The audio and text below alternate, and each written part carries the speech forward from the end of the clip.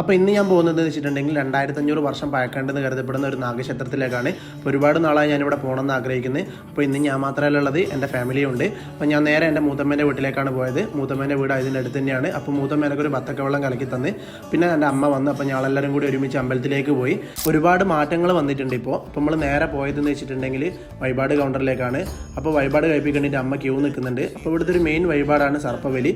പിന്നെ നമ്മൾ പ്രാർത്ഥിക്കുകയൊക്കെ ചെയ്തതിന് ശേഷം പ്രസാദം കിട്ടി. അപ്പോൾ ഇവിടുത്തെ പ്രതിഷ്ഠ വരുന്നതെന്ന് വെച്ചിട്ടുണ്ടെങ്കിൽ ഈ വിഗ്രഹം നിൽക്കുന്നതിൻ്റെ അടിയിൽ ഒരു കിണറുണ്ട്. ആ കിണറിൻ്റെ മുകളിലാണ് ഈ പ്രതിഷ്ഠ വരുന്നത്. ഇവിടുത്തെ മെയിൻ പ്രതിഷ്ഠ എന്ന് വെച്ചിട്ടുണ്ടെങ്കിൽ നാഗദൈവമാണ്. എൻ്റെ വഴിപാട് വരുന്നത് സർപ്പബലിയാണ്. സർപ്പബലി തുടങ്ങാൻ ഏകദേശം 6:30 സമയം. ഇപ്പോൾ 6 മണിയായിട്ടുള്ളൂ. ഞാൻ അമ്മേനെയും കൂട്ടി അമ്പലക്കുളത്തിൻ്റെ അടുത്തൊക്കെ പോയാലും ചെയ്ത് ഇപ്പോൾ 6:30 ആയിട്ടുണ്ട്. പ്രസാദമൊക്കെ വാങ്ങി പുറത്തിറങ്ങുന്ന ടൈമിലാണ് ഈ ഒരു അച്ചാച്ചനെ കാണുന്നത്.